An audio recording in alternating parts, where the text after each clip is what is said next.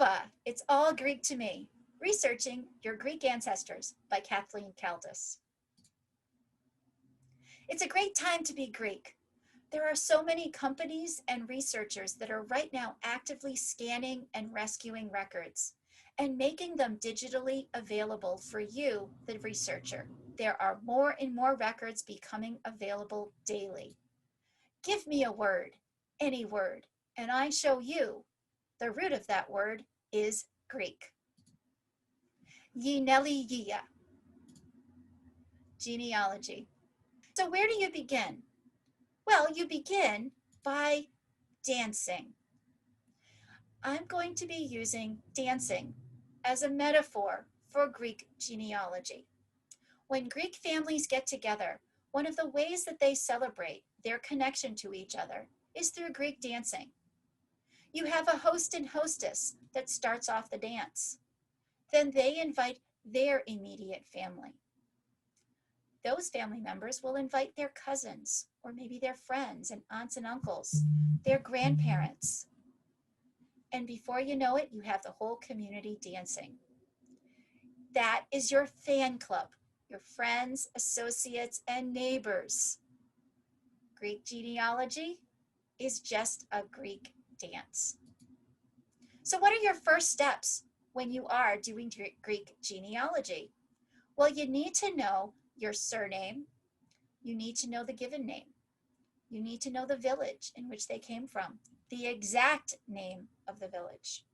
You need to know the rules of the repository, and you also need to know what records are available. You need to learn the family stories.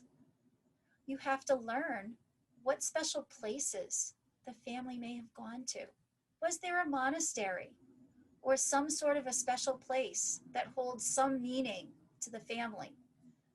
That is a part of what you need to know, because those special places usually have some sort of a magnetic beacon to unlocking genealogical clues in these families. You also need to go interview every relative, and you must raid every single hope chest. I love those hope chest finds. Photographs, letters, any sort of handmade item. The stitching has meaning that can unlock information about the family history. What are some helpful hints and strategies? Well, first, you must create a research plan. You must locate all of the American, the Canadian, the Australian, or the records in the chosen country first. You have to identify exact names and places.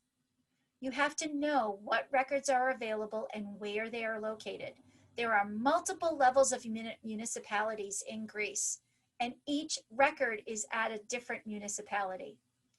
You also must establish a relationship with a Greek Orthodox priest. They need to write a letter on your behalf to allow you access to these records. Record access is not guaranteed, and it takes a Greek Orthodox priest to help you along the way. The villages in Greece can be very isolating. It may look on a map as if it's right next door to each other. However, if you do not understand the topography and the geography, you may actually be looking in the wrong direction. If you are trying to obtain Greek citizenship, just know that if you are between the ages of 19 and 45, you will be mandated to serve in the military. That includes the Army, Navy, and Merchant Marine. Also, if your parents and you're a first generation and you are born before 1984, they have a special program for that, and they will expedite your application. Most of that is for the individuals who left after World War II and left after the Greek Civil War. Understanding Greek history is very important. 1821 and present day. In the last 200 years, look at all of these conflicts and wars and dictatorship Greece has been under. That impacts what records are available and where. Well, how did they get here and when? So what was the migration push-pull factors? Were they political, economic, social? Did they not want to serve in the military in the forced conscription? These are all factors that you must know in order to unlock these records. Also, what's in a name? Well, given names, middle names, and surnames all unlock information. The given name will unlock what the names are of the grandparents. They will also unlock possibly aunts and uncles. If the individual is born around a saint's day, it could help give you, and they're named after a saint, it could also help indicate when they were born. It also could be a special circumstance. So for example, there are special names given to the children if they have no hope for survival, but yet they were born alive. If they were born and it was after their parents died, you may see a special name for that. Middle names will always, always, always be the father's given name. So you always know whether it's a man or a woman, their father's name, because that's their middle name. The family surname could give clues on their geographic origin. It could be masculine or feminine, which will help give you an idea as to which side of the family it's on. It may also provide clues as to whether or not they were an orphan. And there's a lot of hints within these names.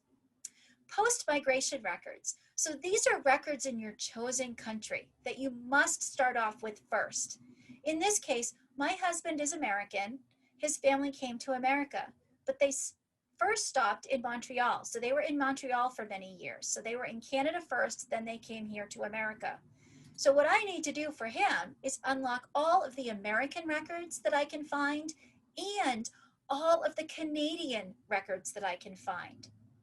This is a treasure trove of records. This could be obituaries, vital records, any sort of passenger records, military like draft registration cards, census records that'll tell you if they naturalized or when they got married, clues to the names of all the other children that might give you names to the grandparents or aunts and uncles. Alien registration files. If they came to America post 1942, you need to get their A file. You may find that they even have an FBI file. You need to actually obtain their passport file or any naturalization record you can find. And passenger records.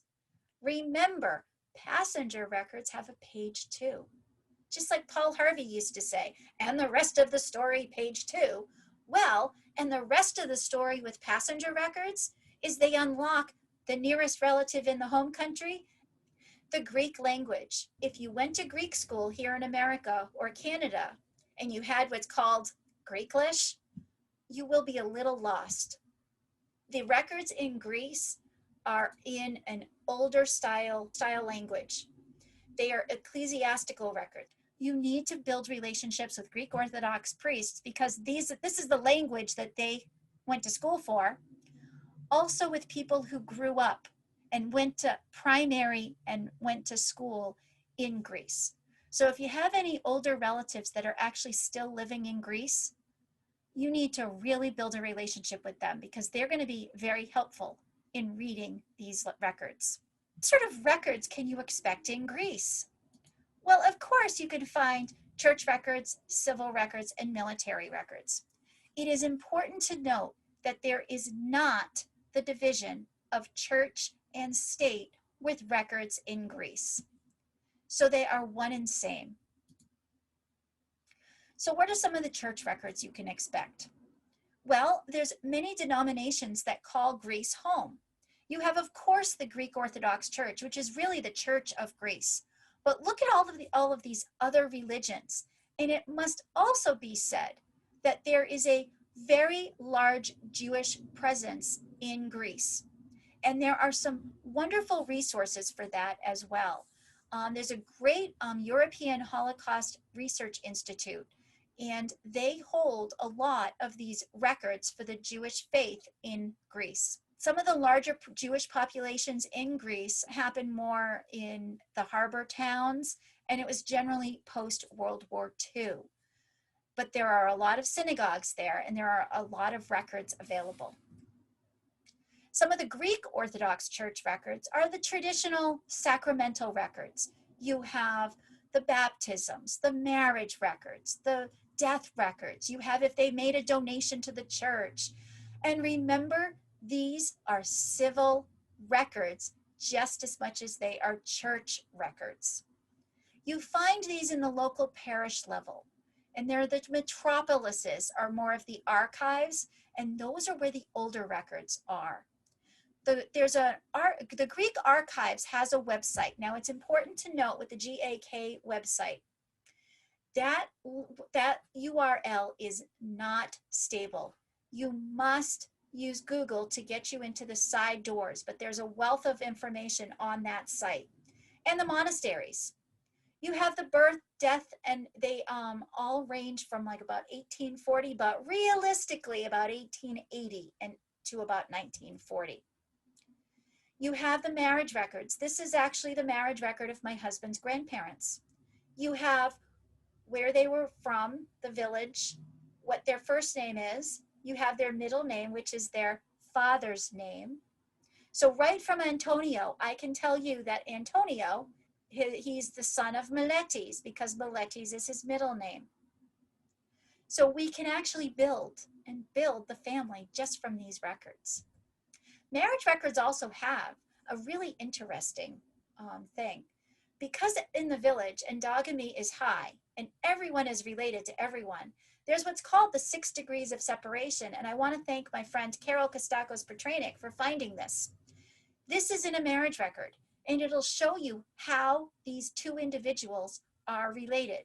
So you have to go up to the parents, grandparents, great and great-great-grandparents to go down to the great-grandson to find the common ancestor.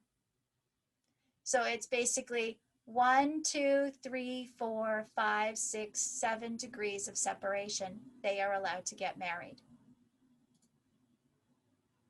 What are some of the civil records that you're most likely to find in Greece? Well, you have the birth registers, the Metroon Aranin and the Metroon Theolon. You have the male registers.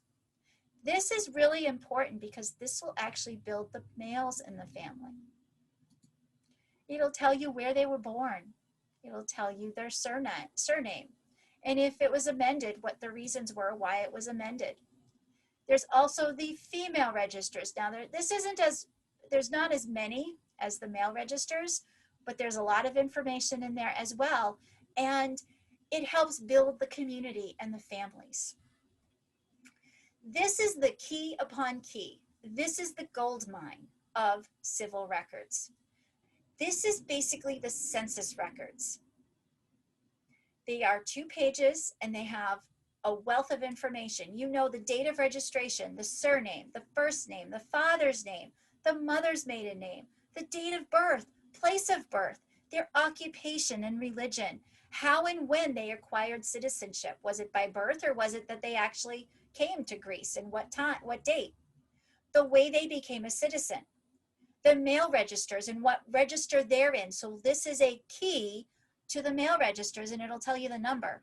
Each family has a number. And why and when they actually were registered in another, did they get married and they're now with another family? Then they cross-reference that number to that other family. So then you could start building, well, if those two are related, that's part of the fan club.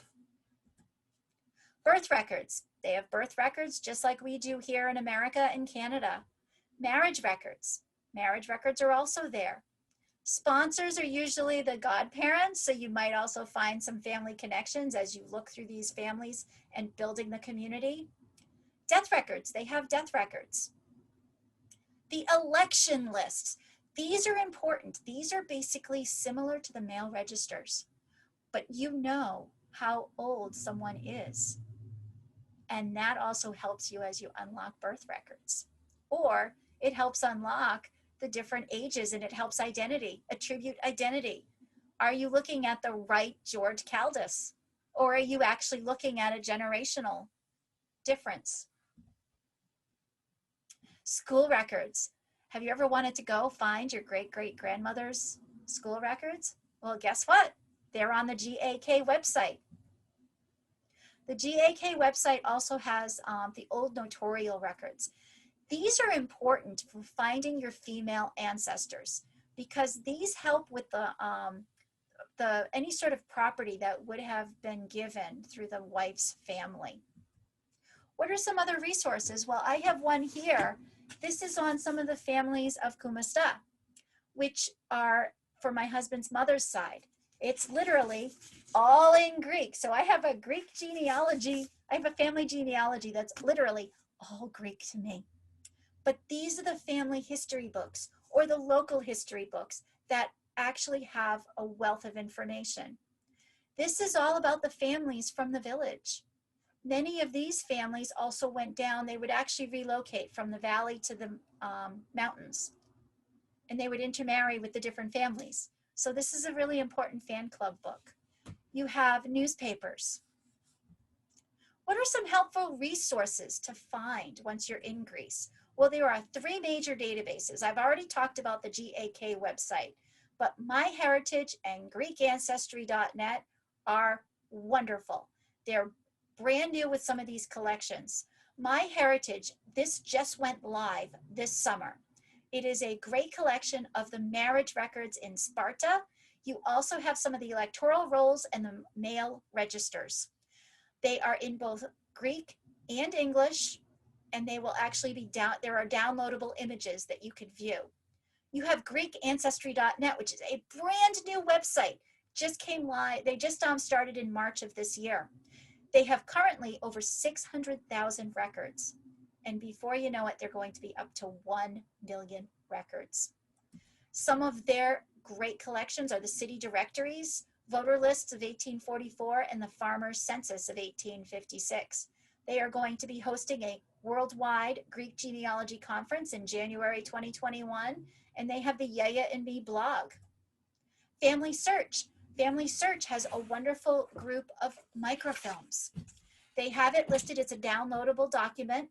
It's about a ½ inch thick, and these are all the microfilms that they have. Unfortunately, these microfilms are only available in Salt Lake City, Utah at the Family History Library. They have tried to get permission to put them on their digital platforms, and unfortunately, they've not been able to get the permission for that. There's another whole resource, which is the Family History Research in Greece Handbook by Laika Katsakis. She wrote the book and the Bible of Greek genealogy, and that is also a free download on the FamilySearch wiki page. There's online communities, the Hellenic Genealogy Geek and the Hellenic Genealogy Resources. Both are Facebook groups, and the moderators are fabulous. What you can also do is use these groups to, let's say you have a photograph, and there's some writing on the back of the photograph. You post an image of that, and before you know it, someone will translate that for you. Or identify, oh, that's the monastery. They'll be able to identify where that was. Google Translate, need I say more? This is how I work within these records. And you can also, if Greek is not your native tongue, you can also use the little audio button, and it'll help you with pronouncing these words. DNA. DNA is used a little bit differently in Greek genealogy. So I use it for what do you know and what do I know? How can we blend that? And how can we connect? So for example, you have all these matches. Keep in mind, these villages are everybody's related to everyone in these villages. So that means, how do you tell who's on first and who's on second? Well, you do that with knowledge. So here's my tree for my husband. Here's what common match A knows, and guess what? Here's a connection. Common match B might come in and know this portion of the tree. And you try to overlap where you can, because you are not just looking directly at your family. You have to build the community. It takes a village in order to do Greek genealogy. This is how you can get your hive and your fan club and help figure out who's who. So what are some of the takeaways of Greek genealogy? One, it takes a village. It takes a village to get everybody to come together in a Greek dance and start talking about their genealogy and their fan club. Manners and preparation are key. You must be polite when you go over there, and you must know the rules.